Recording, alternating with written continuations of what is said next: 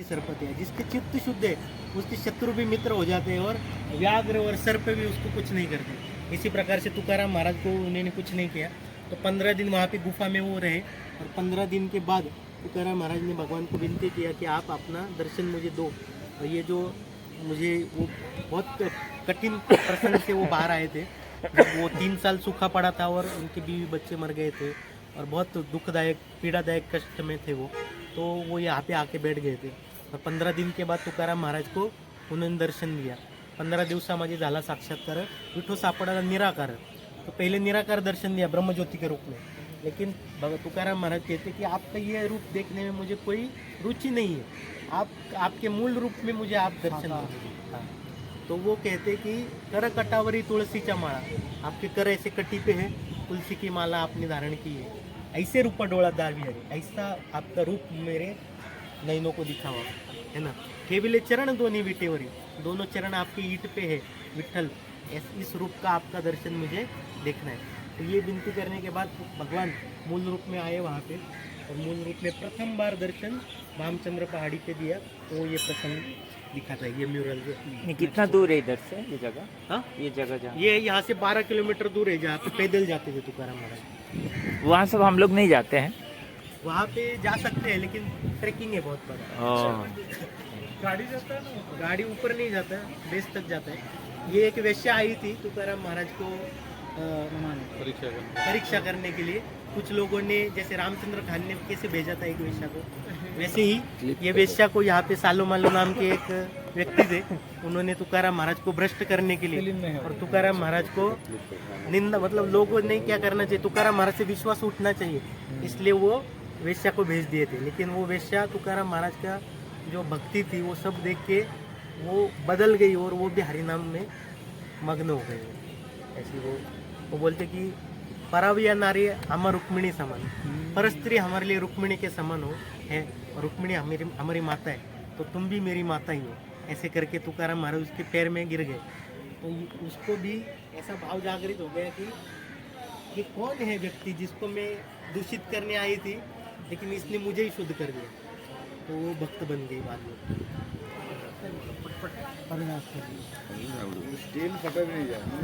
ये प्रसंग है जहाँ पे शिवाजी महाराज ने नजराना भेजा था, बहुत सारे गहने, बहुत सारे ऊंची वस्त्र भेजे थे।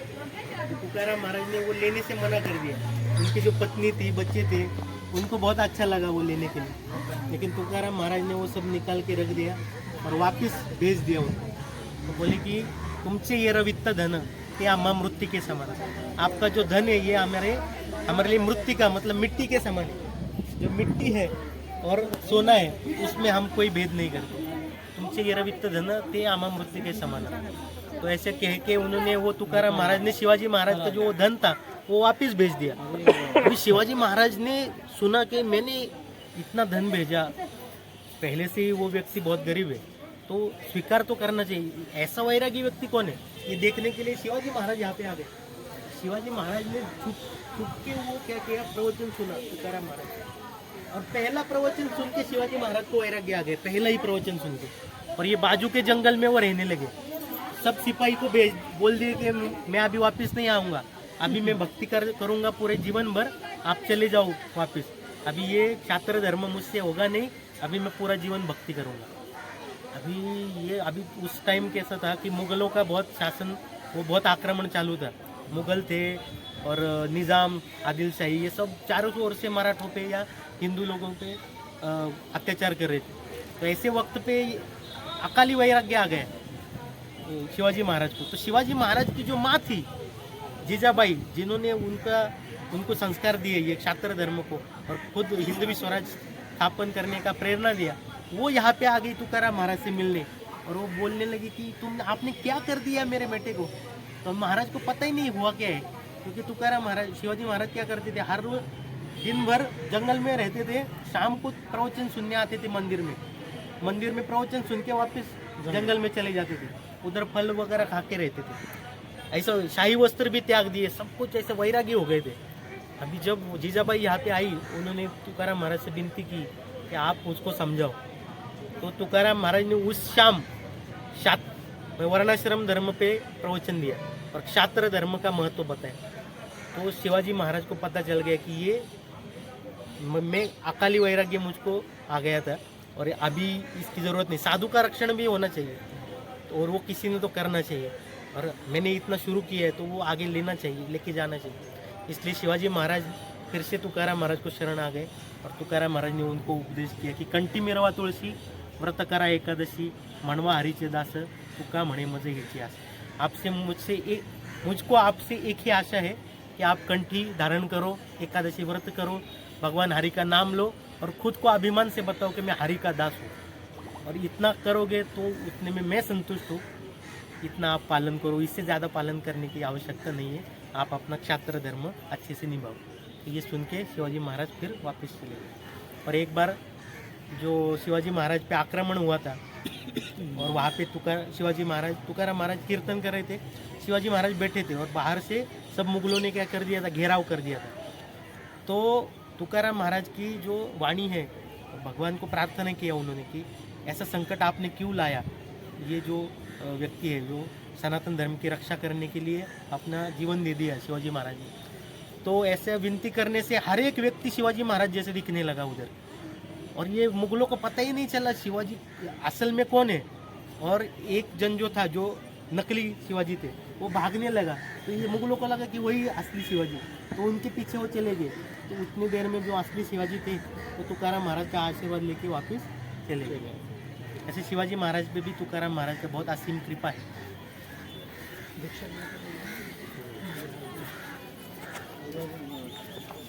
ये वैकुंठ गमन का प्रसंग है। नीचे दो बच्चे हैं और वो आवली है। वो आवली तब गर्भवती थी वो और 7वां बच्चा पेट में था उसके। और ये सभी जो भक्त थे, अभी ये तो संख्या बहुत कम दिखाई है लेकिन बहुत सारे भक्त थे। और तुकाराम महाराज को लेने गरुड़ महाराज आए थे और गरुड़ महाराज के ऊपर विट्ठल जी बैठे थे और विट्ठल जी ने गोद में लिया था तुकाराम महाराज को। ये जो प्रसंग दिखा है यहाँ पे कि तुकाराम महाराज डायरेक्टली बैठे, ऐसा नहीं हुआ था। गरुड़ महाराज पे विट्ठल जी बैठे, पहले विट्ठल जी ने गोद में लिया तुकाराम महाराज को और गोद में लेके वो वैकुंठ चले गए थे। तो बाकी तो प्रसंग हमने अभी सुना है वैकुंठ गमन। द्वितीया के दिन, द्वितीया के दिन, गौर पूर्णिमा के द्वितीया के दिन वैकुंठ गमन होता है। फिर 5वें दिन फिर से वापस आते हैं उनके बेटी को बचाने के लिए। बेटी 3 बार, बेटी के लिए 1 बार आए, दूसरी बार आए उनके सहकारी थे जगनाड़ी महाराज, उनके अंत्येष्टि संस्कार करने के लिए आए। और तीसरी बार निळो बार आए जो उनके शिष्य थे, उसको दीक्षा दिए। हाँ, पहले शिष्य नहीं थे, बाद में शिष्य बने ना। पहले इच्छा कर लिए वो, मैं आपसे ही दीक्षा लूँगा। उन्होंने इनसे सुना, उनके गर्भ में जो बच्चे थे नारायण महाराज से। हाँ। नारायण महाराज ने बताया तो उन्होंने सुना। ये प्रसंग है जहाँ पे विट्ठल जी और ये नामदेव महाराज है। वैकुंठ में नामदेव महाराज जो वारकरी संप्रदाय में एक संत है, नामदेव महाराज उनका नाम है।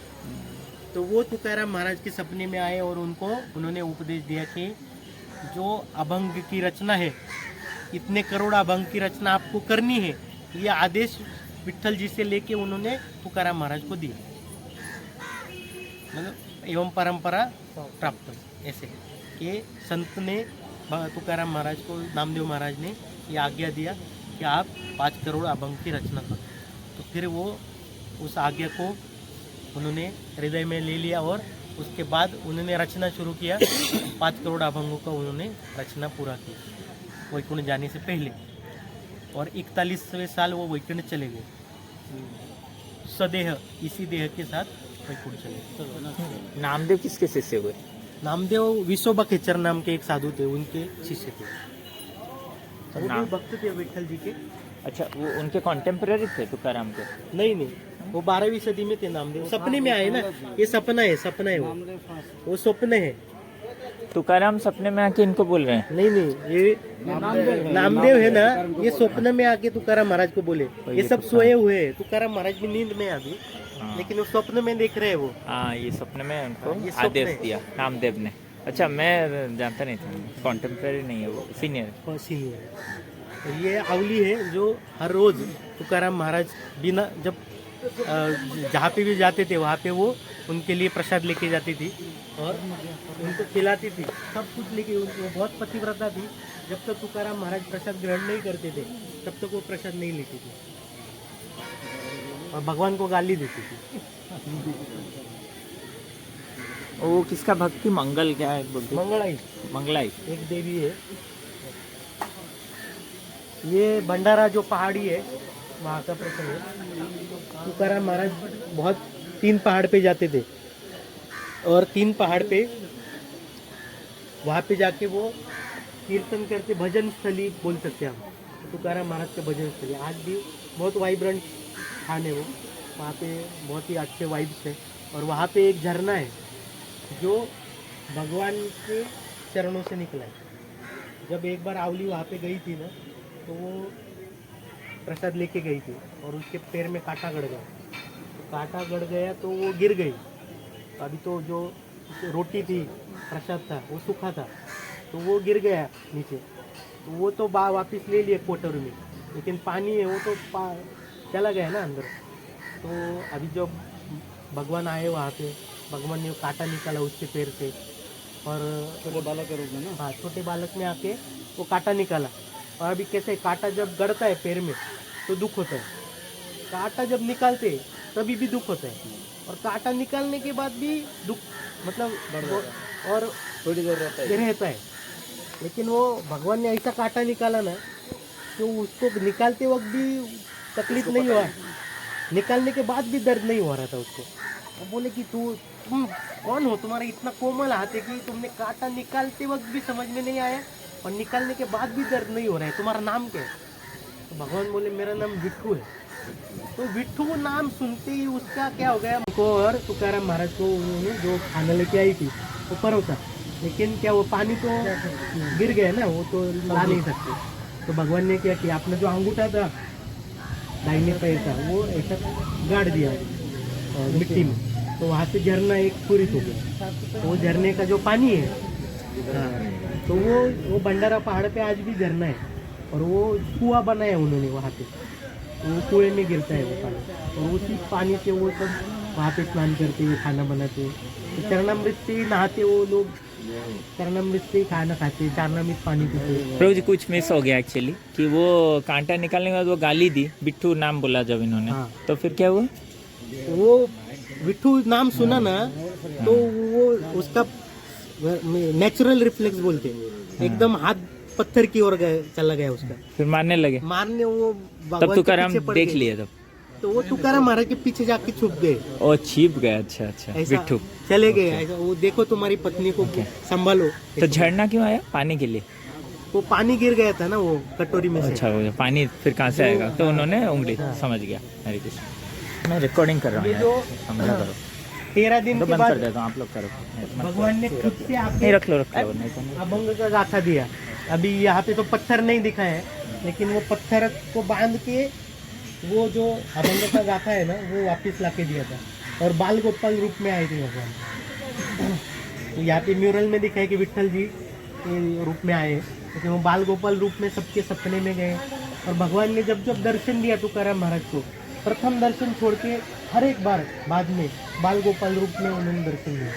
और तुकाराम महाराज भी बोलते हैं की आम्ही विठ्ठूचे सवंगडे जुन्या ठाईचे वेडे बागडे, हम भगवान के सवंगड़ी है, मतलब सखा है। भगवान को हम उसके पीठ पे बैठ के उसको भगाते हैं, भगवान को मतलब सखा भाव है ना ये।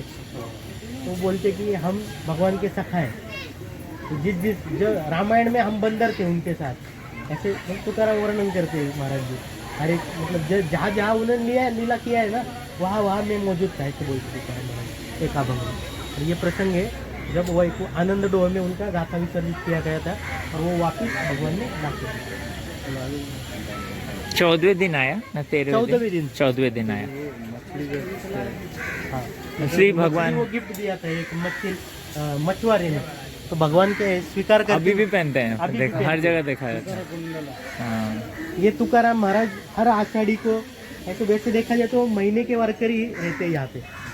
तुकाराम महाराज महीना हर महीना जाते थे। जाते वक्त ना शनि सिंगनापुर तुकाराम महाराज वारी करके आते थे, तो शनि सिंगनापुर में शिवजी है, शिवजी का स्थान है, तो शिवजी मिलने आते थे तुकाराम महाराज को। तो आप विट्ठल जी से मुलाकात किए तो क्या बोले विट्ठल जी, क्या बात हुआ, क्या चर्चा हुआ, क्या कथा हुआ, तो विठल जी को शिव जी को तुकाराम महाराज को बताते थे। और उसी वक्त उसी मार्ग पे जो परिक्रमा पद यात्रा मार्ग है वहाँ पे एक हनुमान जी का भी मंदिर है। तो वहाँ पे तुकाराम महाराज ने एक बार पद यात्रा में कथा शुरू कर दिया एकदम मंगल आरती के टाइम पे, और वो बंद ही नहीं हुआ। आंखें मूंद कर वो कथा कर रहे थे। लोग शिफ्ट में कथा सुन रहे थे। 4 घंटा सुन के फिर जा रहे थे, खाना खा के वापस आ रहे थे। अभी कोई 8 घंटा बैठे, उनको पैर दुखने लगे, वो भी चले गए। कोई 12 घंटा बैठे। अभी सभी 20-22 घंटे के बाद वो नींद आने लगा सबको। अभी सभी गए, सो गए। एक ही जो व्यक्ति था वो सामने बैठा था। और तुकाराम महाराज बोले कि अरे तुम तो अभी वो देख रहे कि कुछ किसी का आवाज़ नहीं आ रहा है, तो आँखें खोली उन्होंने, देखा कि सामने एक ही व्यक्ति है। तो बोले कि क्या तुम्हारा श्रेष्ठ भाव है कि सब लोग चले गए और तुम अकेले बैठ गए इधर। तो बोले कि महाराज मैं क्यों बैठूंगा इधर, आप जिस पे खड़े हो वो चादर मेरी है। तो मुझको सोने के लिए कुछ नहीं है, तो आप वो दे दो, मतलब मैं जाके सो जाऊंगा। अभी वो चादर लेके चला गया। लेकिन अभी वो हनुमान जी का मंदिर है। जब भी जिधर भी हरि कथा होता है और हनुमान जी रहते हैं, वो तो एकदम सतर्क हो जाते हैं वहाँ पे, है ना, अल्ट्रा कॉन्शियस हो जाते वो। तो हनुमान जी वहाँ पे कॉन्शियस थे, वो सुन रहे थे कथा। और तुकाराम महाराज को भी पता है कि कथा सुन रहे हो। अभी हनुमान जी ऐसा गदा लेके खड़े थे। तो तुकाराम महाराज बोले कि जब कथा शुरू होता है तब आप एकदम कॉन्शियस रहते हो, और इतना देर खड़े हो आप क्या करो, मैं तो कथा बंद नहीं करूँगा, आप बैठ जाओ। तो वो जो ऐसे खड़े थे हनुमान जी, आज भी जाएंगे तो वो गदा रख दिया उन्होंने नीचे, और नीचे बैठ के वो कथा सुनने की मुद्रा में वो आज भी वहाँ पे बैठे हैं। तो वो मंदिर भी है। ये कितना दूर है यहाँ से लगभग 200 किलोमीटर, 180। आप गए हैं? हाँ, मैं गया। ये सारे जगह पे जो आप बोल रहे हैं? अच्छा, तो बोल रहे हैं देव में कुछ नहीं है, इतना सारे जगह है देखने के? देव में तो बहुत सारा जगह है। लोगों को पता नहीं, बहुत कम, एक दिन में आकर चले जाते, बट देखने के लिए 2-3 दिन। देव में इतना जगह है, डिटेल भी कम लोगों को पता है। हाँ, ये इधर रहा प्रभु जी को पूरा पता है। ये पंढरपुर के विठल जी का दर्शन लेने तुकाराम महाराज गए हैं। तो तुकाराम महाराज का विशेष प्रेम है पंढरपुर के विठल, लेकिन यहाँ पे रुक्मिणी जी के साथ है वो, है ना। और वहाँ पे वो अलग ही भाव है, वृंदावन भाव है वहाँ पे पंढरपुर में। तो इसलिए विशेष प्रेम है उनका पंढरपुर के विठल से। और पंढरपुर धाम भी जो है वो बहुत ही दिव्य धाम है। तो तुकाराम महाराज कहते कि दया दोषा परिहार नाही धुंडित शास्त्र या हरती अपार पंढरपुर देख लिया। ऐसे पाप है, ऐसे दुष्कृत्य है जिनका शास्त्रों में शालन कैसे होगा ये दिया गया नहीं है, मिलता नहीं है। मतलब उसका प्रायश्चित्त क्या है, इसका वर्णन शास्त्रों में नहीं मिलता। ऐसे पाप, घोर पापों का भी शालन हो जाता है। कैसे? पंढरपुर देख ही लिया, पंढरपुर सिर्फ देखने मात्र से, ऐसा पंढरपुर धाम का महात्म्य। और वहाँ पे भगवान के पद चिन्ह हैं, आप देखे होंगे, है ना। तो वहाँ भगवान कृष्ण पाद है, उनके जो गाय है, जो बछड़े हैं, उनके पद चिन्ह है। नारद मुनि ध्यानस्थ बैठे हैं वहाँ पे, वृंदावन लीला को स्मरण करते करते। तो ऐसा दिव्य धाम जो है पंढरपुर, वो तुकाराम महाराज को बहुत प्रिय है। और वही उनके विठल जी है जो प्रिय है, उनका दर्शन लेने वो यहाँ पे इस प्रकार।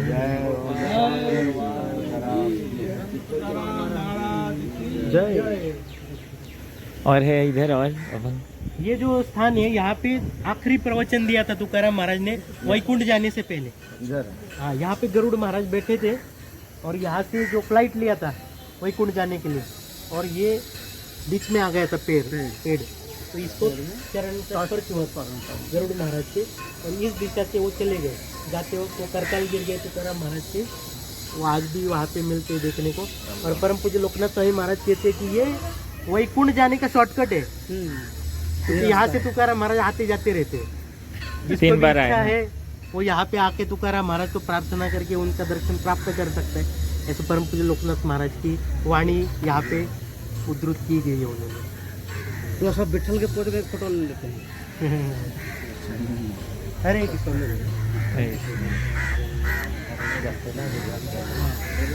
जसोदा दुलाल प्रभु की जय। हरे कृष्ण। ये परम पूज्य विश्वम्भर महाराज है। तो ये संत विश्वंभर महाराज जो है ये तुकाराम महाराज के 8 पीढ़ी पूर्वज थे। तो इनकी भक्ति से प्रसन्न होके विठ्ठल रुक्मिणी जो पंढरपुर में झगड़ा है उनका, पंढरपुर में झगड़ा है ना, उधर वो विठ्ठल जी अकेले खड़े हैं और रुक्मिणी देवी अकेली खड़ी है, क्योंकि द्वारका में उनका झगड़ा हो गया था। एक बार वहाँ पे राधा रानी आई थी, तो राधा रानी को इतना भगवान ने आदरातिथ्य किया, रुक्मिणी तरफ देखा ही नहीं, तो रुक्मिणी नाराज होके वो मायके चली गई वो, है ना। तो भगवान उनको ढूंढते ढूंढते वो एक लीला में बहुत सारे लीले कर देते भगवान। तो जो वापस आए तो वहाँ पुंडलिक राय थे, भक्त पुंडलिक, तो उनके लिए वो उनका इच्छा पूरा करने के लिए वहाँ पे रुके और उनको ईंट दे दिया उन्होंने, वहाँ पे ईंट पे ही खड़े रहे। तो बाद में रुक्मिणी देवी वहाँ पे आई, लेकिन वो गुस्सा थी उनके, इसलिए वो उनके बाजू में आके खड़ी नहीं होगी, वो थोड़ा पीछे दूर में खड़ी हो गई। तो ऐसे विठ्ठल रुक्मिणी जो पंढरपुर में, तो ऐसे कहते हैं कि धन्य देहू गाव, ये जो देहू है ये इतना धन्य है, पुण्य भूमि ठाव, इतनी बड़ी पुण्य भूमि है। क्यों? ये थे नांदे देव पांडुरंग, यहाँ पे जो पांडुरंग भगवान है, विठ्ठल जी है, वो सुख के साथ रह रहे रुक्मिणी देवी के साथ, क्योंकि जो झगड़ा पंढरपुर में था वो मिट गया देहू में। जो पंढरपुर में नाराजी थी, है ना, वो निराशा जो थी, जो झगड़ा था, वो यहाँ पे देहू में समाप्त हो गया।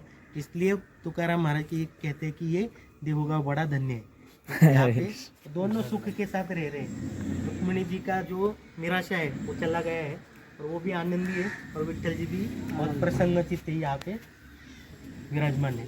तो ऐसा ये इनके सपने में आए थे भगवान, और उनको बोला था कि मैं यहाँ पे हूँ, मुझे वहाँ से निकालो। यहाँ पे लक्ष्मी नारायण बल्लाळ का एक वन है नाम का, लक्ष्मी नारायण बल्लाळ वन, तो वहाँ पे मैं हूँ, मुझे वहाँ से निकाल के मेरा आराधना पूजा अर्चा शुरू करो, ऐसे इनको आज्ञा दिया। तो उनको विठ्ठल रुक्मिणी को वहाँ से निकाला, और यहाँ पे वो तो स्वयंभू है ना, स्थापित करने की जरूरत है, तो ये घर में ही आपने उनका पूजा अर्चा शुरू किया। तो अभी मंदिर अलग हो गए हैं और घर अलग है, पहले एक ही था। ये जो मंदिर है ये घर का ही भाग था उनके, लेकिन काल के प्रभाव से क्या हो गया, मंदिर अलग हो गया, घर अलग हो गया। तो ये घर का एक भाग है जहाँ पे उनके विग्रह है, और आगे तुकाराम महाराज का जन्म स्थान का घर है जो हम संत विश्वंभर महाराज की। यहाँ अंदर जाने क्यों मना कर रहे थे आप? नहीं, बहुत टाइम चला जाएगा, ओ, और इसलिए। बहुत जगह जाना है आपको। ओके, ठीक हरे चलो। श्री विश्वंभर महाराज की जय।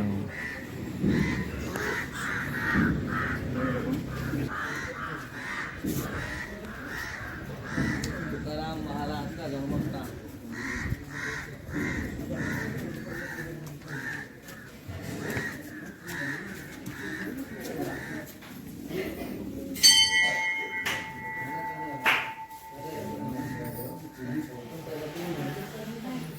दर्शन लेके बैठ जाएंगे। तुकाराम महाराज जी के घर में है, और ये आविर्भाव स्थली है तुकाराम महाराज जी का। और ये बहुत बड़ा घर था पहले, लेकिन अभी बहुत छोटा हो गया है, काल के प्रभाव से गिर गया बहुत सारा भाग। और पहले ऐसा पत्थर का वाड़ा था, अभी छोटा छोटा होके ये अभी रह गया। ये जो बाजू का जो वाड़ा है, वाड़ा पता है आपको? वाड़ा मतलब बड़ा घर, जिस मराठी में उसको वाड़ा कहते हैं। ऐसा बड़ा घर था। तुकाराम महाराज देहू के साहूकार थे, साहूकार, अच्छा हाँ, साहूकार जमीन था। तो तुकाराम महाराज जब 12 साल के थे तब उनके पिताजी ने उनको ये जिम्मेदारी दिया कि ये साहूकारी का जो जिम्मा है तुम ले लो। उस वक्त उनका संपत्ति था 65 लाख, 400 साल पहले। कितना? 400 साल पहले 65 लाख का उनका प्रॉपर्टी था, नगद में। ज़मीन अलग था, धान के कोठार अलग थे। तो ऐसे इतने बड़े थे धनी तुकाराम महाराज। तुकाराम महाराज के 2 भाई थे, बड़े का नाम था साहूजी, छोटे का नाम था कानोबा। तो तुकाराम महाराज जी के जो पिता थे बोल्लोबा, तो बोल्लोबा बोले कि तीनों को बिठाया सामने। अभी बोले मेरा अभी उम्र हो गया 40-45, अभी मैं वानप्रस्थ लेने वाला हूँ, ये जो साहूकारी है ये तुम संभालो। तो साहू जी बोले कि मुझको इसमें रुचि नहीं है, मैं जब तक आप हो आपकी सेवा करूँगा, आप वैकुंठ चले जाओगे तो मैं घर छोड़ दूंगा, मैं संन्यास ले लूँगा। तो जो बोल्लोबा मतलब तुकाराम महाराज के पिता, वो प्रसन्न हो गए कि मेरा कोई बेटा है जो पूरा जीवन देने वाला है भगवान के लिए। तो बहुत आनंदी हो गए वो। ठीक है बोले, तुम ध्यान मत दो। तो दूसरे कौन थे? तुकाराम महाराज थे। वो सब 12-13 साल के थे। तो तुकाराम महाराज को बोले कि अभी तुम बड़े हो, ये उसने तो जिम्मेदारी ली नहीं, अभी तुम्हें लेना पड़ेगी। तो तुकाराम महाराज ने ले स्वीकार कर लिया। तो 12-13 साल के थे तुकाराम महाराज। तो इतना 65 लाख की जिम्मेदारी ली 12-13 साल के बच्चे ने। तो तुकाराम महाराज जन्म से ही भक्त थे, बहुत ही निरागस थे, भोले थे। तो वैश्य वृत्ति चाहिए तो झूठ बोलना पड़ता है, और वैष्णव गुण में झूठ बोलना है ही नहीं, है ना। तो तुकाराम महाराज को जमता ही नहीं था। तो वैश्य वृत्ति का गुण धर्म जो मूल चाहिए वही उनमें नहीं था, तो बहुत नुकसान हो जाता था, है ना। लोग फंसाते थे, है ना, उनसे ज़्यादा धान लेके जाते थे, पैसे कम देते थे, उधारी चुकती के ऐसे बोल देते थे। वो सब उनको क्या लगता था कि जो कोई भी कुछ भी बोल रहा है ना वो सत्य बोल रहा है। किसी ने बोल दिया ना मैंने आपकी उधारी चुका दी, तो वो मान जाते थे। तो वो मान जाते थे, हाँ चुका दी, ठीक है। लेकिन अभी 65 लाख का जो धनी व्यक्ति है उसको 54-58 से कुछ फर्क पड़ेगा नहीं, है ना। कितना लेगा कोई, लेके कितना धान लेगा। तो ऐसे तुकाराम महाराज ने चल रहा था कारोबार। तो 15-16वें साल में पहला विवाह हुआ उनका, रुक्मिणी उनकी पहली पत्नी का नाम। तो उस पत्नी से प्रथम संतान जो उत्पन्न हुई उसका नाम हुआ संताजी। उसका नाम था संताजी, पहले लड़के का। तो कुछ दिनों के बाद पता चला कि वो जो पहली पत्नी है उसको क्षय रोग है, टीबी है, तो वो ज़्यादा दिन रहेगी नहीं जीवित। तो दूसरी शादी हुई 2 साल बाद। तो उस दूसरी शादी जो हुई वो जीजाबाई जो आवली है, जिसको मूवी में भी दिखाया, यहाँ पे विग्रह भी है उसका। तो आवली के साथ उनका दूसरा विवाह हुआ। तो ये जो आवली है ये भी साहूकार की लड़की थी, और वो जो इतनी बड़ी खानदान से थी, तो वो आते वक्त बहुत सारा धन धान्य बहुत कुछ लेके आई थी, और वो साथ में उसकी पसंदीदा भैंस भी लेके आई थी, जो भैंस को बहुत आसक्ति थी, तो वो उसको भी लेके आई थी यहाँ पे। तो तुकाराम महाराज जब 20 साल के थे लगभग, तो इस गांव में सूखा पड़ा, अकाल पड़ा। तो दुष्काल बोलते हैं इसको, उड़िया में क्या कहते हैं? दुर्भिक्ष। तो ऐसा दुष्काल आया, और कुछ दिन तक लोगों के पास धन था, तब तक वो जी लिए। लेकिन जब धन खत्म हो गया तो वो तुकाराम महाराज की शरण में आ गए कि अभी आपके सिवाय हमारा कोई त्राता नहीं है, आप पालन करोगे तो ही हम जी पाएंगे। तो तुकाराम महाराज बोले क्या चाहिए आपको? तो जिसको जो चाहिए था उसको वो दे दिया, जितना चाहिए उतना दिया। अभी लगा कि पूरा साल चला गया, अभी दूसरे साल लगा कि बारिश होगी, लेकिन दूसरे साल भी बारिश नहीं हुई। तो फिर से लोग आ गए मांगने के लिए, अभी आपने इस साल नहीं दिया तो अगले साल हम रहेंगे ही नहीं आपको वापस देने के लिए। जो लिया है वो चुकाना पड़ेगा ना, लेकिन हम रहेंगे ही नहीं जीवित, तो देंगे कैसे? तो तुकाराम महाराज ने वो दूसरे साल भी बहुत बांटा, इतना बांटा कि खुद के लिए रखा नहीं, है ना। बांटते देते समय देखना चाहिए ना खुद के पास है कि नहीं। तो ऐसा देखा नहीं कि मेरे लिए बचा है कि नहीं, तो बांटते ही चले गए वो। तो दूसरे साल पूरा हो गया, तो तीसरे साल लगा कि बारिश होगी, तीसरे साल भी बारिश नहीं हुई। तो तुकाराम महाराज ने इतना बांट दिया था कि खुद के पास कुछ नहीं था, और लोग भी देने की परिस्थिति में नहीं थे वापस। तो हो क्या गया, तुकाराम महाराज को दर दर भटकना पड़ा अनाज की खोज में, काम की खोज में, और बहुत दूर दूर तक तुकाराम महाराज जाते थे अन्न कहाँ मिलेगा ये देखने के लिए। उनकी पत्नी आवली जो थी वो भी जाती थी दूर दूर तक। तो इतना संकट गहरा हो गया यीशु का कि उनकी जो पहली पत्नी थी रुक्मिणी और पहला जो बच्चा था संताजी, वो भूख की तड़प से उनकी मृत्यु हो गई। खाने को नहीं मिला, इसलिए बहुत दिन खाने को मिला नहीं साहूकार के घर में, इसलिए वो दोनों ने प्राण त्याग कर दिया। अभी जो माता थी उनकी, पिता तो पहले गुजर चुके थे, माता जो थी उनकी वो भी गुजर गई उसी वक्त में, क्योंकि ऐसी कठिन विषम परिस्थिति थी, तो उसने भी देह त्याग कर दिया। और जो भाई था वो क्या बोला था, ये जो दोनों वैकुंठ जाएंगे तो मैं घर छोड़ दूँगा, तो उसने घर छोड़ दिया। साहू जी ने। अभी साहू जी भी चले गए, साहू जी की शादी हो चुकी थी। अभी साहू जी विवाह के बाद उसने संन्यास ले लिया। अभी साहू जी की जो पत्नी थी वो बोली कि मैं जी के क्या करूँगी, अभी मेरे पति चले गए, उन्होंने संन्यास ले लिया, अब मेरे जीवन को कुछ अर्थ नहीं है, अब वो सती चली गई। तो कुछ दिनों में आधे से ज़्यादा परिवार लुप्त हो गया, गायब हो गया। तो तुकाराम महाराज जो थे, तीसरे साल जो था सूखे का, बहुत ही पीड़ादायक था तुकाराम महाराज के। तो तुकाराम महाराज कहते हैं, बरे झाले देवा निघाले दिवाळे, अच्छा हुआ भगवान दिवाला निकल गया। बरी या दुष्काळे पीड़ा के लिए, अच्छा हो गया ये सुख आ गया, और पीड़ा दे दी मुझे इसने, है ना। अनायासी तुझे राहिले चिंतन, झाला हा वमन संसार।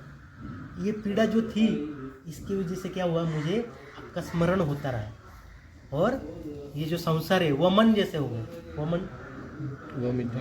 वॉमिटिंग वमन जैसा ये संसार हो गया। तो बरे झाले, तुकाराम महाराज क्या कहते हैं, अच्छा हो गया। बरे झाले बाईल पोरे उपक्षिली, अच्छा हुआ मेरी जो पत्नी है, बाई कहते हैं मराठी में, उसकी उपेक्षा की मैंने, अच्छा हुआ बच्चों की तरफ ध्यान नहीं दिया। ये तुकाराम महाराज कहते हैं, अच्छा हुआ। तो बरे झाले देवा तुझे बांधले देवा येईल, अच्छा हुआ मुझे बुद्धि हो गई, आपका मैंने मंदिर बांधा। तो का म्हणे बरे व्रत एकादशी केले उपवासी जागरण, अच्छा हुआ मैंने जीवन भर एकादशी का व्रत किया, रात भर जागरण करके एकादशी को आपका हरि नाम लिया, है ना। ये एकादशी का व्रत महात्म्य भी उसमें डाल दिया उन्होंने कि क्या क्या मैंने किया उस काल में। तो तुकाराम महाराज कहते हैं, बाईल मेली मुक्त झाली, मेरी जो पत्नी है, मैं ध्यान नहीं देता था उसकी तरफ, वो मुक्त हो गई, चली गई बेचारी, मर गई। माता मेली देवे चिंता छोड़ा, माता भी जो मुझको जिसकी चिंता थी वो भी भगवान लेके चले गए उसको। विठो तुझे माझे राज्य नाही कोणाचे काज, अभी भगवान, अभी किसका राज है, तुम्हारा और मेरा, अभी हमको पीड़ा देने कोई नहीं आएगा, ऐसे तुकाराम महाराज कहते। आगी लागो तया सुखा जेणे हरि नये मुखा, ऐसे सुख को आग लगे जिससे हरि के नाम का चिंतन मुख से होता नहीं। मज होत का विपत्ति पांडुरंग राहो चित्ती, भले मुझे विपत्ति हो, है ना, विपदा संतुता शाश्वत। तुकाराम महाराज भी वही कहते कि मज होत का विपत्ति पांडुरंग राहो चित्ती, भले मुझे कितने भी पीड़ा हो फिर भी भगवान का चिंतन मेरे हृदय में रहना चाहिए। जड़ो ते समूळ धन संपत्ति उत्तम कुल, ये सब जल जाए क्या, धन संपत्ति उत्तम कुल जो है ये सब जल जाए, ये सब को राख राख हो जाए।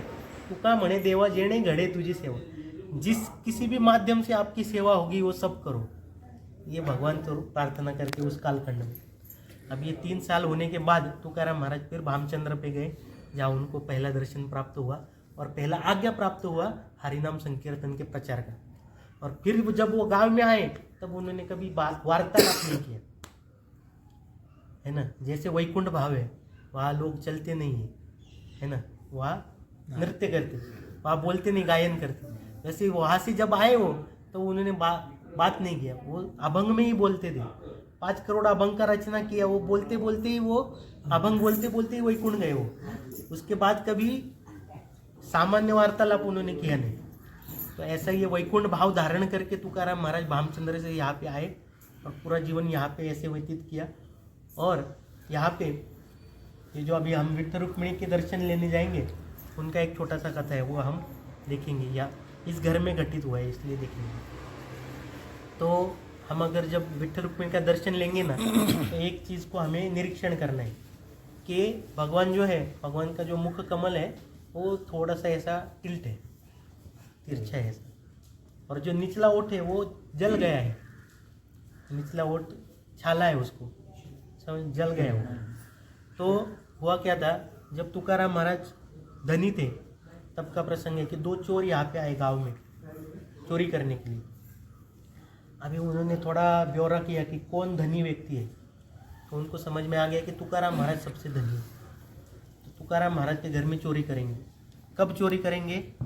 एकादशी की रात्र को चोरी करेंगे। क्यों एकादशी की रात को क्योंकि एकादशी की रात को जागरण करते हैं तुकाराम महाराज, इधर नहीं करते, मंदिर में करते। और पूरा जो गांव है ना वो मंदिर में ही रहता है एकादशी की रात को, घर में कोई रहता ही नहीं। तो एकदम बेस्ट टाइम है चोरी करने के लिए, घर में कोई नहीं होता, सब लोग मंदिर में होते हैं और चोरी करके एकदम किसी को बिना पता चले हम भाग सकते। तो वो यहाँ पे आ गए चोरी करने के लिए, तो इधर ही थे घर के बाहर। तो उन्होंने देखा कि घर में जाने वाले थे कि सुन लिया कि अंदर कोई तो है। अंदर कौन था? उनकी पत्नी थी जो मंदिर नहीं जाती थी, जो तुकाराम महाराज की दूसरी पत्नी है ना, वो भगवान को गाली देती थी ना, आवली, तो वो मंदिर नहीं जाती थी। अभी वो चोरों ने सोचा कि अपना तो प्लान तो फंस गया, गड़बड़ हो गया, तो अभी क्या करेंगे? तो बोले कि ठीक है, अभी अंदर का नहीं कुछ चुरा सकते, बाहर का कुछ चुराएंगे। तो बाहर क्या था, वो आवली की भैंस थी, भैंस आवली जो मायके से लेके आई थी ना, जो भैंस, वो भैंस बांधी थी बाहर। वो बहुत तगड़ी भैंस थी, दूध नहीं देती थी 15 साल से, लेकिन ये आवली इतना प्रेम करती थी ना, उसको बहुत चारा खिलाती थी, बहुत प्रेम करती थी, तो बहुत हट्टी कट्टी थी वो। अभी इनको पता नहीं था चोरों को कि ये भैंस दूध नहीं देती, लेकिन उसकी तबीयत देख के वो बोले कि इसका अच्छा भाव मिलेगा, तो उसको चुरा के लेके जा रहे थे। अभी जब वो चुरा के लेके जा रहे थे तो जाते वक्त क्या हुआ, एक ब्रह्म राक्षस उनके सामने आ गए। उसके हाथ में ऐसा बड़ा डंडा था, उसको ऐसा काटे थे नुकीले, वो मारने लगा उन दोनों को, चोरों को, वो राक्षस। अभी इनको पता नहीं चला कैसे अचानक से वार होने लगे अपने पे, तो वो भाग रहे भैंस को लेके। तो जिस दिशा में भागते वो सामने आ जाता था वो ब्रह्म राक्षस, और वो पीटना शुरू कर देता था, और कुछ आर्ग्यूमेंट सुनता भी नहीं था वो। तो अभी वो बोले कि ऐसा भागते रहेंगे तो मर जाएंगे, मार खाते रहेंगे। तो अभी क्या करना पड़ेगा, सरेंडर करना पड़ेगा। तो सरेंडर किया तो वो मारता है, सुनता नहीं वो, है ना। तो दूसरा क्या ऑप्शन है, क्यों हो रहा है ये अपने साथ? तो एक ने भागते भागते वो बोल रहे हैं, अरे ये तुकाराम महाराज की भैंस है ये। तो क्या, और मैंने सुना वो बहुत बड़े साधु है। फिर क्या, मुझे लगता है ये जो राक्षस है इन्होंने पाला रहेगा, ये है ना, ये इनका राक्षस। तुकाराम महाराज ने सिक्योरिटी रहेगा तुकाराम महाराज के। और फिर क्या करेंगे, तो उसको जो भैंस को लिया है उधर बांध देंगे उसको, ठीक है। तो वो दोनों चोर यहाँ पे आ गए, इधर बाहर उस भैंस को बांध दिया, और अपना अभी वो बोले कि जान छूटी, अभी जान बचा के भागेंगे अभी। तो जो भाग रहे थे फिर भी वो जो राक्षस था वो सामने आ गए, और वो पीटने लगा उनको। अभी वो बोल रहे, अरे वो भैंस को रख दिया हमने, भैंस जो दी तुकाराम महाराज की रख दी वो जगह पे। अभी वो तो कुछ सुनता नहीं था वो राक्षस, वो खाली पीटने का काम करता था। अभी वो पीट रहा है, ये पीट रहे हैं दोनों, अभी कितना देर खाएंगे न मार। अभी वो सोचने लगे कि अभी ये तो कुछ सुनता नहीं है, अभी इसको जिसने छोड़ा है उसकी शरण लेनी पड़ेगी, नहीं तो मर जाएंगे। तो तुकाराम महाराज किधर थे, मंदिर में थे। तो दोनों चले गए मंदिर। तुकाराम महाराज कीर्तन कर रहे थे उच्च स्वर में, तुकाराम महाराज खड़े थे। तो ये इन दोनों ने जाके तुकाराम महाराज के पैर में पड़ गए और पैर पकड़ लिए। अभी तुकाराम महाराज ने देखा कि कुछ तो पैर में हो रहा है, तो नीचे देखा तो ये दोनों चोर थे। वो बोले चोरों को कि ये क्या, आप क्या कर रहे हो? तो बोले कि आप हमको वो राक्षस से छुड़ाओ। तो तुकाराम महाराज को कौन राक्षस, क्या बोल रहे हैं आप? तो उन्होंने बता दिया, पूरा कथा बता दिया क्या क्या हुआ, है ना। हम दो चोर है, ऐसे ऐसे जो कुछ भी हुआ वो वृत्तांत बता दिया। अभी वो जो तुकाराम महाराज बोले कि मैं ऐसे कोई राक्षस को पहचानता नहीं, तब तक वो राक्षस उधर महाद्वार में आ चुका था। तो महाद्वार में उन्होंने दिखाया कि ये देखो, ये आपने छोड़ा हुआ राक्षस है। तो महाराज बोले, मेरे घर में बच्चे बीबी सुनते नहीं, ये राक्षस कैसे सुनेगा, है ना। तो बोले कि मैंने इसको छोड़ा नहीं है भाई। तो बोले कि कुछ भी हो, आपके पैर हम तब तक नहीं छोड़ेंगे जब तक आप इसके हमारा छुटकारा नहीं करते। तो महाराज ने ठीक है बोले। महाराज ने भगवान के ऊपर ध्यान किया, भगवान को प्रार्थना किया, और प्रार्थना करते करते उनको भगवान ने दर्शन दे दिया, और भगवान को बता दिया कि भगवान, उनको पता चल गया तुकाराम महाराज को कि वो राक्षस दूसरा को तीसरा कोई नहीं, वो भगवान ही है। तो वो बोलते भगवान को, भगवान एकादशी की रात्रि है, मैं अहरनिश कीर्तन कर रहा हूँ आपका, और आप क्या कर रहे हो भगवान? मेरी भैंस को संभाल रहे हो आप। ये आपको शोभा नहीं देता। आप गोपाल नहीं हो अभी वृंदावन के गाय भैंस पालने के लिए। आप कौन हो? द्वारकाधीश कृष्ण हो, रुक्मिणी जी के साथ खड़े हो। तो उस पद की गरिमा रखो आप, और द्वारकाधीश होने के नाते अपने स्थान पे चले जाओ। तो ऐसे विनती करने के बाद वो जो राक्षस था वो वापस विग्रह में वो चले गए। भगवान ही थे वो, तो वापस वो विग्रह में चले गए। अभी क्या हुआ, वो दोनों चोर जा रहे थे, तो जाते वक्त तुकाराम महाराज का आभार व्यक्त किया उन्होंने। तो तुकाराम महाराज ने फिर से बुलाया उनको, तो बोले कि क्या सेवा है आप बोलो। तुकाराम महाराज बोले कि वो जो भैंस है जो तुम चोरा के लेके जा रहे थे, तो उसको लेके जाओ। अभी वो महाराज वो बोले कि आप ऐसा क्यों बोल रहे हैं हमको, ऐसे तो कोई बोलता नहीं चोर को कि मेरे घर चोरी करो, तो आप ऐसे क्यों बोल रहे हैं। तो बोले कि ये जो भैंस है इसके ऊपर मेरी पत्नी बहुत आसक्त है, और अगर वो भैंस चली जाएगी उसके जीवन से ना, तो कुछ तो उसको बुद्धि सूझेगी भगवान के चिंतन की। तो चोर बोले कि एक बार हमने चोरी करके देख लिया परिणाम, दूसरी बार वो रिस्क नहीं ले सकते, ऐसा बोल के वो चले गए। अभी क्या हुआ इस प्रसंग में, वो जो भैंस थी ना, वो जो 15 साल से दूध नहीं देती थी, भगवान का स्पर्श होने के कारण वो दूध देने लगी। वो जो राक्षस रूप में भगवान थे ना, वो उनका वो भैंस को स्पर्श हो गया और वो दूध देने लगी भैंस। अब ये आवली जो है बहुत प्रसन्न हो गई कि मेरी भैंस दूध देने लगी, और वो सबको बता रही थी कि मेरी भैंस दूध देने लगी। अभी तुकाराम महाराज ने बोला ये भैंस दूध देने लगी, लेकिन किसकी वजह से दूध देने लगी ये। तो बोले किसकी वजह से। महाराज बोले कि भगवान के स्पर्श हो गया इसको विट्ठल जी का। तो वो नाराज हो गई वो कि वो नहीं देती थी दूध तो अभी चलता था, है ना। आज इतना 15 साल से मैं सेवा कर रही हूँ, दूध तो देती नहीं थी ना वो 15 साल से, फिर भी मैं सेवा कर ही रही थी उसकी। अभी दे रही तो एक काले की वजह से दे रही है। ईर्ष्या करने लगा, ऐसे बोली वो, ईर्ष्या करने लगी। हाँ ईर्ष्या करने लगी वो। तो बोली कि तुकाराम महाराज बोले कि अभी दूध आ रहा है भगवान की वजह से, तो जाएगा किसको, भगवान को भोग के ले जाएगा। तो वो हर रोज लेके जाते थे दूध भगवान के। अभी वो कितना दिन देखेगी ना कि मेरी भैंस का दूध मेरे जो शत्रु है, शत्रु समझती थी वो भगवान को, उसको जा रहा है। तो थोड़े देर सहन किया उसने, फिर वो बोले कि मैं आज दूध दे लेके जाऊंगी, आज भगवान को भोग में लेके जाऊंगी। तो तुकाराम महाराज बोले कि ये क्या हो गया इसको, सेवा वृत्ति कैसा जागृत हो गया इसका। तो ठीक है बोले लेके जाओ।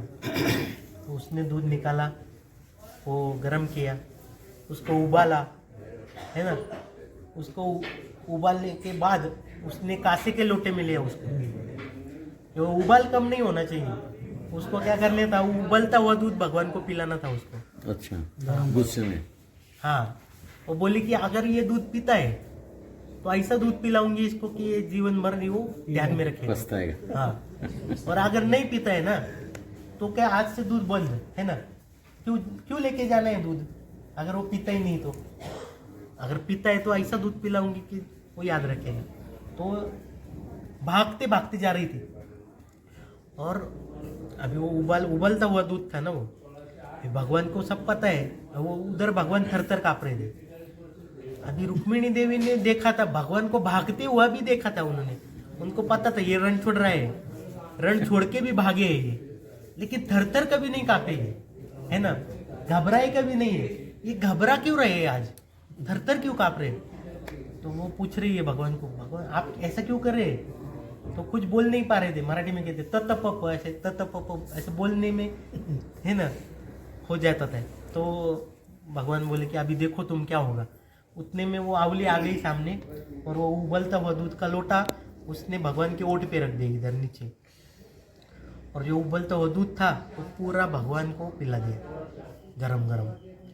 अभी भगवान, अभी थोड़ा सा कोई अगर मारने आ रहा है तो पीछे हटेंगे ना हम, तो ऐसा भगवान थोड़ा पीछे हट गए, इसलिए भगवान का जो मुख है थोड़ा सा ऐसा टिल्ट हो गया, और जो निचला ओट है जिसपे वो गड़वा रखा था लोटा, तो वैसे ही रखने के कारण वो छाला पड़ गया, वहाँ जल गया वो ओट। तो आज भी भगवान उसी मुद्रा में वहाँ पे खड़े हैं। तो ऐसी बहुत सारी लीलाएं, एक अभंग देखेंगे और जाएंगे हम। ये अभंग है, उसका लास्ट लाइन है, धन्य म्हणवीन इह लोकी लोका भाग्य आम्ही तुका देखिएला, है ना, हिंदी पढ़ सकते हैं ना। तो उसका शुरुआत है कि घोटवीन लाड़ ब्रह्मज्ञानी हाथी। जो ब्रह्मज्ञानी है ना, बहुत बड़ा, खुद को उसको लगता है कि मुझे सब पता है, उसके मुंह से झाग आ जाएगा मुझसे विवाद करते हुए, ऐसा मैं उसको ज्ञान दूंगा, है ना। घोटवीन लाड़ ब्रह्मज्ञानी हाथी मतलब उसका ज्ञान अधूरा पड़ जाएगा।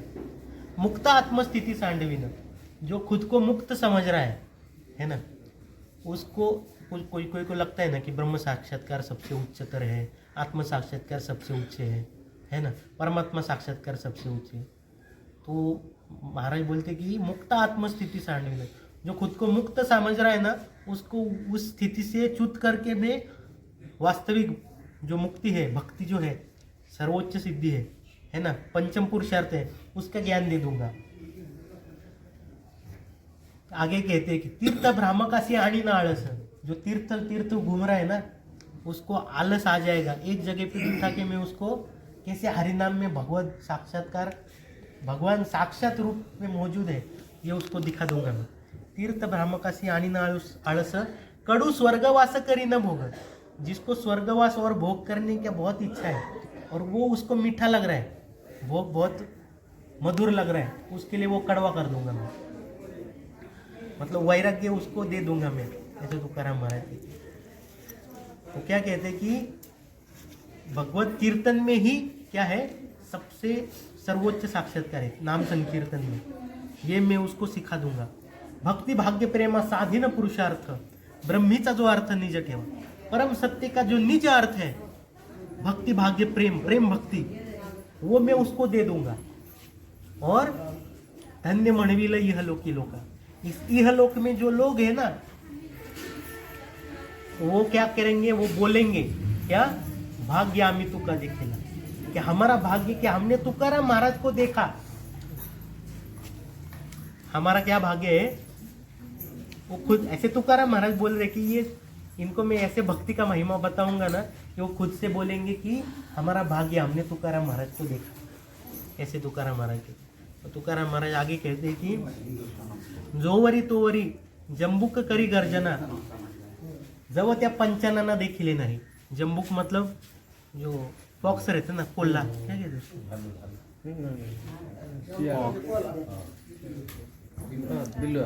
हाँ, वो कब तक आवाज करते, वो ऐसा ऊ की आवाज करते हैं ना, वो कब तक करेगा, जब तक उसको शेर नहीं दिखाई देता।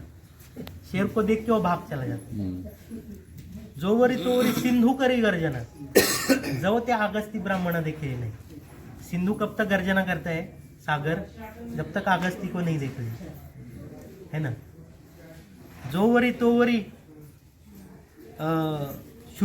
वैराग्याच्या गोष्टी, जोवरी सुंदर वनिता दृष्टी पडली नाही। वैराग्य कब तक, जब तक सुंदर स्त्री देख नहीं ली तब तक। जोवरी तोवरी शूरत्वाच्या गोष्टी, शूरत्व मतलब शास्त्र धर्म की बढ़ाई चढ़ाई करके कब तक बोलेंगे लोग, जब नहीं देखला परमाईचा पुत्र। जब तक परशुराम को नहीं देख लिया तब तक सब शूर लोग क्या करते थे, छाती पीट पीट के खुद का स्तुति कर रहे थे, है ना। वैसे तुकाराम महाराज कहते हैं कि जोवरी तोवरी माळा मुद्रांची भूषणे, माळा मुद्रा, जो माला और मुद्रा के भूषण कब तक, जोवरी तुकयाचे दर्शन झाले नहीं। जब तक तुकाराम को मतलब मुझसे मिलोगे नहीं तुम, तब तक तुम्हारा ये भक्ति का नाटक चलेगा।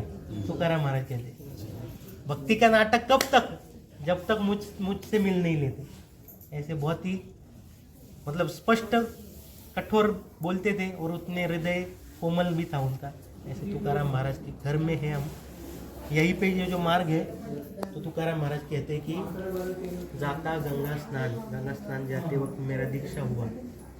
राघव चैतन्य केशव चैतन्य सांगितली खूणमाळे, राघव चैतन्य मैं ही वो राघव, मैं ही वो केशव। ये जो मालिका है, ये जो गुरु शिष्य परंपरा है, ये जो खुद भगवान है ना। तो उन्होंने मुझे गंगा स्नान में जब जा रहा था तब मुझे दीक्षा दी। तो ये जो स्थान है वहाँ से तुकाराम महाराज स्नान के लिए जाते थे। उस वक्त उनका चैतन्य महाप्रभु के द्वारा दीक्षा हुआ इस जगह पे। और तुकाराम महाराज ये भी कहते हैं, माझ्या विठोबाचा कैसा प्रेम भाव आपणची देव होय गुरु। मेरे भगवान विट्ठल जी का मेरे प्रति कितना प्रेम है कि मैं किसी और से दीक्षा नहीं ले रहा हूँ। क्यों नहीं ले रहा हूँ? क्योंकि सब मायावादी है, सब मायावादी, सब अद्वैतवादी है। ये देख के उनको इतना दया आ गया मुझ पे कि खुद दीक्षा दे रहे, खुद से मुझको दीक्षा दे रही है। तो ये तुकाराम महाराज वर्णन करते हैं सीसी और टीचिंग्स ऑफ लॉर्ड चैतन्य में प्रभुपाद जी भी वर्णन करते हैं कि किस प्रकार तुकाराम महाराज का दीक्षा हुआ। तो ऐसे तुकाराम महाराज डायरेक्ट डिसाइपल है महाप्रभु के। तो बहुत ही भाग्य है हमारा कि हम यहाँ पे आज मौजूद हैं। ठीक है, अभी हम मुख्य मंदिर जाएंगे दर्शन करने के लिए। उसके बाद आज कुछ दर्शन पहाड़ी पे, भंडारा पहाड़ी पे दोनों जगह वहाँ पे घर का भाग है। और आवली जो है तुकाराम महाराज की पत्नी, उनके भी ग्रह है। जय हो तुकाराम महाराज की जय।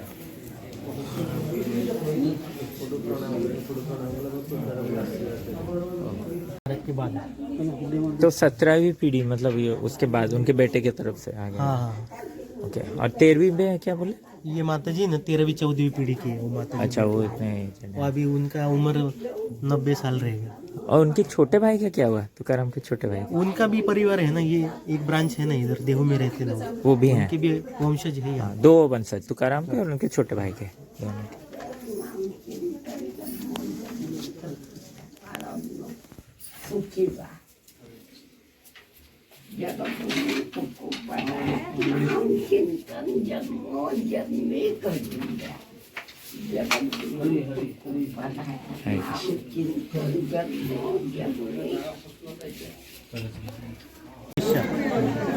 तो वो ने उसने एक बार क्या किया, ऐसे ही चलते चलते भगवान का वर्णन सुन लिया उसने। भगवान कितने कोमल है, कितने सुकुमार है ना। तो भगवान के स्तुति का एक अभंग है, राजस सुकुमार मदनाचा पुतळा रवि शशि कळा लोकली। तो भगवान कैसे राजस है, बहुत ही सुंदर है दिखने में, सुकुमार, बहुत ही कुमार है ना। मदनाचा पुतळा, मदन को भी वो मोहित कर देते ऐसे। और रवि शशि कळा लोकली, रवि और शशि उनके सामने फीके पड़ जाते हैं, ऐसे भगवान सुंदर है। तो वो बोली कितना भी कोई सुंदर हो, मेरे जितना तो सुंदर नहीं होगा, है ना। कितना भी कोमल हो, मेरे जितना कोमल तो नहीं होगा। वो बहुत गर्व था उसको। तो उसने पूछ लिया, ये किसका वर्णन चालू है, आप किसका वर्णन कर रहे हैं? बोले कि ये विट्ठल जी का वर्णन। विट्ठल ये कौन है? तो विट्ठल नहीं पता तुमको, पंढरपुर में रह रही हो तुम। तो बोले तुम ठीक है, आप बता दो कि उसको रहता किधर है वो। बोले कि ये जो लाइन लगी है ना, वो बता दिया उसने, मंदिर की लाइन, उधर चली जाओ। उधर वो सब भगवान के दर्शन करने के लिए गए हो कि हाँ कोई तो इतना सुंदर होगा कि तभी तो लाइन लगाए, है ना। उसको पता था कि उसके इधर भी लाइन लगता था ना, उसको पता था कि इधर लाइन लगाए मतलब वो जरूर सुंदर होगा। तो उसने बोला ठीक है, अभी पंढरपुर में बहुत गर्दी रहता है, बहुत भीड़ रहता है वहाँ। तो चली गई वहाँ पे, अभी घंटों घंटा वो लाइन में खड़ी रही वहाँ पे। प्रभु डिस्टर्ब हो इतना घंटा वो दर्शन के लाइन में थी। और जब वो गर्भगृह के सामने आ गई वो, तो उसने भगवान के विग्रह देख लिए उसने। और ये बोली यार ये तो पत्थर है, वो ऐसा उसके मुंह से निकल गया। बोली कि मुझको तो कितना कितना वर्णन किया था लोगों ने, है ना, पत्थर कितना कठिन रहता है ना। तो ये बोल रहे सुकुमार है, बहुत ही कोमल है। ठीक है, अभी वहाँ पे कैसे चरणों तक जाने देते हैं। बोली थी अभी इधर तक आ गई हूँ तो उधर तक चली जाऊंगी, ऐसे सोच के वो दर्शन लेने चली गई वहाँ पे। अभी कैसा है कि हम जब चरण को स्पर्श करते तो पहले ये उंगली जो बड़ी है वो पहले स्पर्श होता है ना उसका, और राइट हैंडेड होगा तो उसका राइट हाथ पहले जाएगा। तो ऐसे ही उसका जो राइट हाथ है वो पहले चला गया और उसने भगवान के चरणों का स्पर्श कर दिया। तो उसको जब स्पर्श किया उसने, तो भगवान के जो चरण है ना वो उस वक्त जो बटर है, बटर मक्खन, मक्खन के जैसे भगवान के चरण एकदम कोमल हो गए। और वो उसका जो उंगली थी ना, वो अंदर चली गई भगवान के चरण के अंदर, और उसको शौक लग गया उसको कि ये कैसे हो गया ऐसे, और रोने लगी वो उधर। उनको पता चल गया कि ये सबसे जो कुमार है सबसे सुंदर है, सबसे वो भक्ति में लग गई है। तो वो गड्ढा आज भी है भगवान के चरण में, चिंतामणि विषय।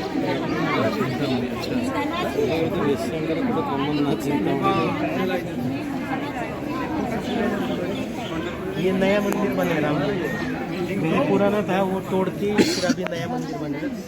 और वहाँ पे तुकाराम महाराज का शिला मंदिर बोला ना मैंने, वो भी नया बना है, तो मोदी जी का के द्वारा उद्घाटन किया उसका अभी पिछला साल जुलाई में। ये जो मंदिर है अभी हम देख रहे हैं, ये यहाँ के एक सरदार थे, तो उन्होंने तलेगांव नाम का गाँव है यहाँ पे बाजू में, तलेगांव के दाभाडे सरकार नाम के सरदार थे शिवाजी महाराज की फौज में। तो उन्होंने ये मंदिर बांधा है 18वीं सदी में। पहले यहाँ पे सिर्फ विठ्ठल रुक्मिणी हुआ करते थे, बाद में जब वो दाभाडे सरकार और इंगळे सरकार, दो सरदारों ने बांधा, तो इंगळे जो सरदार थे वो राम जी के भक्त थे, तो उन्होंने उनका इच्छा से राम मंदिर बांधा गया 18वीं सदी में। और अभी लोग इतना दूर जाते नहीं थे वो शिला का दर्शन करने के लिए, इसलिए मंदिर ने फिर से ये जो मंदिर है ये शिला मंदिर है, तो उस वक्त वो बाजू में जो है उसका निर्माण बाद में किया। जैसे 3 मंदिर मुख्य इस प्रांगण में, ऊपर भागवतम में जो दिए गए हैं वो वर्णन ऊपर ऐसा शिला है, वहाँ पे भगवान भगवत अवतार है वहाँ पे। ये जो पालकी है जिसमें तुकाराम महाराज की जो पादुका है वो लेके पंढरपुर जाते हैं। जो उनका बेटा इसमें नहीं है, नारायण महाराज, पादुका वहाँ पे नारायण महाराज लेके शुरू किया। नारायण महाराज ने शुरू किया, और ये जो पालकी है इसमें वो पादुका रखते हैं और लेके और ऐसे कांधे पे रख के, वो दान पेटी है। इतना भारी लेके उठा के लेके जाते हैं। ये इसका रथ रहता है, रथ में लेके जाते हैं, और जब निकालना होता है ना नीचे मंदिर में ले जाना है, किधर स्थापित करना है, तो फिर उठाते हैं। ये चांदी का है क्या? ये चांदी का पत्थर लगा है ऊपर से। এটা स्वयं मूर्ति लगा है। এটা स्वयंभू पर है, मिट्टी के अंदर से है ना ये विग्रह। हाँ। मिट्टी के अंदर से वो जो सपने में आए।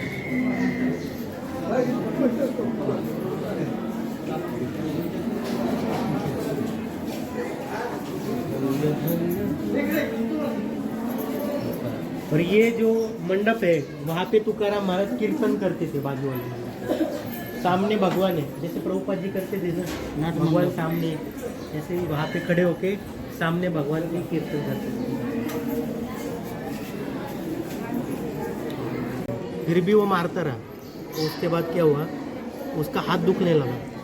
तुकाराम महाराज बोले कि मेरे जैसे पत्थर को मारते मारते आपके हाथ दुख गए, मैं रुको, मैं आपके हाथ दबा देता हूँ।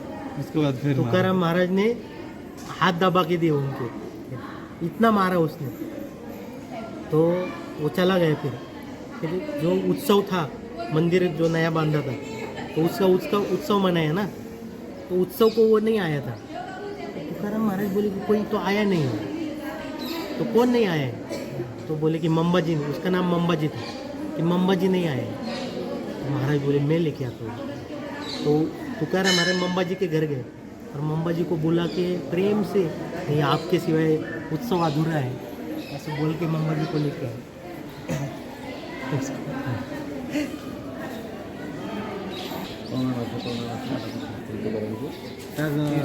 ये बिलर बजेटला माहिती चान्स कोसला मारी राग थिला तो ये जगार सेटा ना कौन मैंने यही पाखापाखि हो।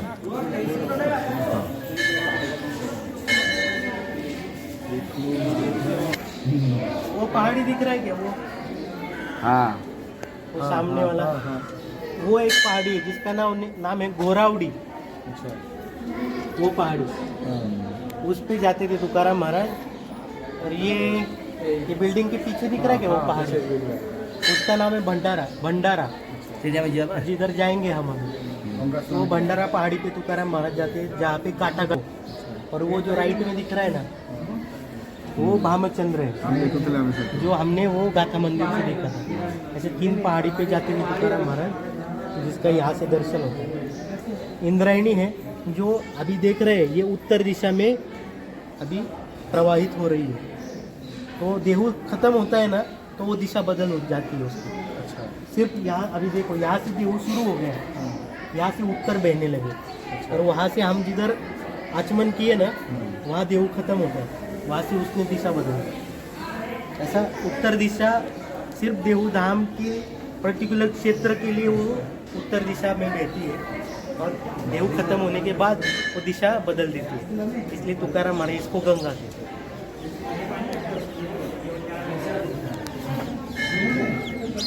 और ये अभी अंदर जाके हम देखेंगे 2 शिला है अंदर। एक तुकाराम महाराज के विग्रह के पीछे है, तुकाराम महाराज के विग्रह है, उनके पीछे एक शिला है, जिस शिला पे तुकाराम महाराज 13 दिन तक बैठे थे। और दूसरी शिला है अंदर जाने के बाद लेफ्ट साइड को दिखेगी, वो शिला को तुकाराम महाराज ने गाथा को बांध के तोड़ दिया था, और उसी शिला के साथ भगवान ने वो वापस दिया था। तो वो भगवान के स्पर्श से वो शिला शिला मंदिर लिखा है ऊपर। मंदिर नाम लोकार्पण के सामने लिखा है। नरेंद्र जी मोदी